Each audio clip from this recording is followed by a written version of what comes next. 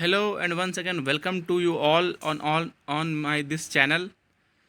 आज मैं जूरिस्प्रूडेंस का ये दूसरा वीडियो लेके आया हूँ। इसके पहले मैंने एक वीडियो बनाया है जो मोस्ट इम्पॉर्टेंट है। ये किसी भी लॉ एग्ज़ाम के लिए वेरी वेरी यूज़फुल है और किसी भी कम्पिटिटिव एग्ज़ाम के लिए LLB BA LLB के एग्ज़ाम के लिए वेरी वेरी इंपॉर्टेंट MCQs हैं ये सारे। ठीक है, तो शुरू करते हैं आज का दूसरा वीडियो बिना कोई समय गंवाए हुए। Question number 1 is who define jurisprudence as the knowledge of things divine and human, the science of right and wrong. ठीक है, किसने कहा था? Option A Austin, B Ulpian, C Holland, D Allen. So the right answer of this question is option B Ulpian. Okay, now moving the next question. Question number 2, jurisprudence is the philosophical aspect of knowledge of law said by option A Austin, B Kelson, C Lusky, D Cicero. So the right answer of this question will be option D Cicero. Now moving on next question. Question number 3, the distinction between general and particular jurisprudence is recognized by options are A Holland, B Salmond, C Austin, D Kelson. General and particle jurisprudence का distinction किसने किया था? A Holland, B Shalman, C Austin, D Kelsen. So the option number C will be the right answer, Austin. Austin was the man, Austin was the jurist who distinguished general and particular jurisprudence. Question number 4 is historical school of jurisprudence was the reaction of which fact? A against work, B against reality, C against imagination, D against positivism. So here option D will be the right answer, option D against positivism. Now moving the next question, question number 5, the most prominent philosophy of law is the in the 18th century was। ये कहता है कि 18th century में इनमें से कौन सा school, कौन सा फिलॉसफी सबसे ज़्यादा पॉपुलर था? A historical school, B analytical school, C sociological school, D realistic school. ठीक है, तो so the option B will be the right answer, analytical school. 18th century में सबसे पहले एनालिटिकल स्कूल ही अपने चरम पर था। ठीक है, उसके मानने वाले ज़्यादा लोग थे। Question number 6, law is the instrument of social solidarity and cohesion said bye. किसने कहा था? Law is the instrument of social solidarity and cohesion said bye. Option A enrich, option B Poland, option C Holland, option D Kelson. So the right answer of this question will be option A Inrich. Question number 7, the greatest disadvantage of legislation is। Legislation के बहुत सारे advantages होते हैं, बड़ी disadvantage की बात कर रहा है। लेजिस्लेशन का सबसे ग्रेटेस्ट डिसएडवांटेज क्या है? ऑप्शन ए इट्स फ्लेक्सिबिलिटी, ये तो नहीं हो सकता, ये तो एडवांटेज लगता है। Its rigidity, its modification, D all the above. So the right answer will be option B its rigidity. Okay, क्योंकि जब हम कोड बना लेते हैं तो उसको अमेंड करने में फिर टाइम लगता है, कुछ रूल्स प्रोसीजर्स होते हैं, तभी तो वो अमेंड हो पाएगा। ठीक है, तो ये रिजिड होता है, लेजिस्लेशन रिजिड होता है। ठीक है, question number 8, custom is not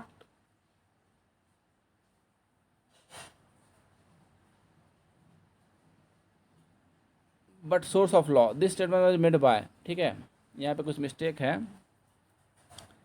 हाँ, okay, custom is not output but source of law. Option A Kelsen, B Hart, C Austin, D Holland. Sorry, इसको चेक कर लेंगे इसमें क्या है, ये वर्ड्स क्या है यहाँ पे। ठीक है, किसने ऑप्शन को कस्टम को सोर्स ऑफ लॉ कहा था? Option A Kelsen, B Hart, C Austin, D Holland. So the right answer will be option C Austin. Austin is the right answer. Austin ने कस्टम को सोर्स माना था law का। ठीक है ना, लॉ नहीं माना था। हाँ, custom is not law, sorry यहाँ पे होगा custom is not law, LAW law. यहाँ पे क्या पढ़ेंगे? लॉ। कस्टम को लॉ नहीं माना था बट सोर्स ऑफ लॉ माना था। ठीक है, this statement was made by Austin. Option C, option C will be the right answer. Now moving the next question. Question number 9, duties may be either particular or universal or general or all the above. ठीक है, तो right answer will be option D all the above. Duties may be all the above. Question number 10 is a legal duty may be towards A God, B spiritual head, C animals, D human being. तो सबको पता है ये legal duty हम human beings के against ही होगा, towards होगा। ठीक है ना, गॉड के अगेंस्ट लीगल ड्यूटी क्या होगी? नहीं होगी। ठीक है, एनिमल के अगेंस्ट क्या होगी? नहीं होगी। स्पिरिचुअल हेड के अगेंस्ट नहीं होगी, लेकिन ह्यूमन बींग्स के अगेंस्ट कंपलसरी होगी। ठीक है, option D will be the right answer. Question number 11, the realistic theory was proponed by, हाँ रियलिस्टिक के इसमें से कौन प्रोमिनेंट जूरिस्ट थे, कौन सबसे ज़्यादा प्रोमिनेंट जूरिस्ट थे, किनके द्वारा प्रपोन किया गया था? Option A Holland, option B Austin, option C Kelsen, option D इयरिंग एंड डुगैट। तो option D will be the right answer, option D will be the right answer. Okay, moving on the next question. Question number 12. Natural persons are newborn child, child in womb, lunatic, all the above. So the right answer is all the above. Right answer is all the above. Okay, fast करते हैं हम लोग क्योंकि हमारे exams नज़दीक हैं, बिना कोई समय गंवाए हुए। Question number 13. The greatest contribution of Pound was, Pound Roscoe Pound जो थे एक सोशल जूरिस्ट थे, उनका सबसे ज़्यादा कंट्रीब्यूशन क्या है? A theory of social engineering, B balancing of social interest and the doctrines of social engineering, C formulation of rural postulates, and D all the above. So the right answer will be all the above. Right answer will be all the above. Question number 14 is correlatives are A right and duty, B privilege and no right, C both A and B, D none. So the right answer of this question will be option C both A and B. Okay.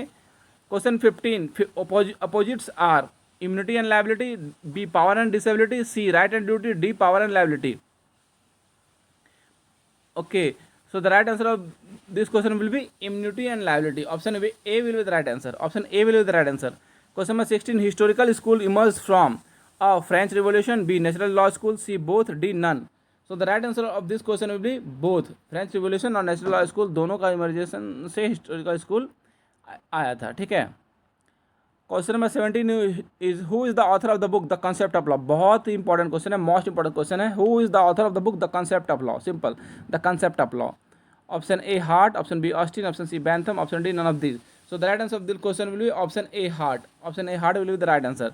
Question number 18, which one of the following schools gave birth to the concept of human rights. हाँ human, ये भी बहुत very important question है किसी भी competitive exam के लिए, किसी भी जुडिशरी एग्जाम के लिए अगर आप एग्जाम दे रहे हैं तो ये क्वेश्चन आ सकता है। Which of the following schools gave birth to the concept of human rights. Human rights को किसने बढ़ दिया? ह्यूमन राइट्स जो बहुत ही फंडामेंटल बेसिक्स है किसी भी लॉ का, ठीक है, किसी भी लॉ का बेसिक है, उसको किस स्कूल ने जन्म दिया? A historical school, B natural law school, C realist school, D sociological school. ठीक है। So the right answer of this question will be natural law school. Option B will be the right answer. Okay. Question number 19. The study of jurisprudence as a separate branch of knowledge started with which country? देखिए सबको पता है कि jurisprudence एक Latin term है। Jus means law और prudence means skill और knowledge। तो jurisprudence means knowledge of law या skill of law। ठीक है। लेकिन ये लैटिन वर्ड तो है, लेकिन सबसे पहले जूरिस्प्रूडेंस को एज ए सेपरेट ब्रांच किस कंट्री ने पढ़ना शुरू किया था? The study of jurisprudence as a separate branch of knowledge started with which country. ये क्वेश्चन बहुत इंपॉर्टेंट है, ये आएगा 100% आएगा ये question. Option A Greece, option B Britain, option C Germany, option D Rome. So the right answer of this question will be option D Rome. Option D Rome is the right answer. Okay, last question of this video is custom is the base and not a ground of origin of positive law. Who said, किसने कहा था custom is the base and not a ground of origin of positive law? Who said? A Hart, B Bentham, C Salmond, D Savigny. So the right answer of this question will be D Savigny. So ये most important MCQ आपके सामने है, बहुत important किसी भी judiciary के exams के point of view से, क्योंकि जुडिशरी में जूरिस्प्रूडेंस के बहुत सारे क्वेश्चंस रहते हैं। जूरिस्प्रूडेंस एक वेरी प्रोमिनेंट सब्जेक्ट है, इंपॉर्टेंट सब्जेक्ट है। सो अगर आप इसको 1 से 2 बार देख लेंगे तो आपको सारे इंपॉर्टेंट क्वेश्चन आ जाएंगे। So once again very thanks for watching this video, और आप हंसते रहें, मुस्कुराते रहें, स्वस्थ रहें। Till then bye bye.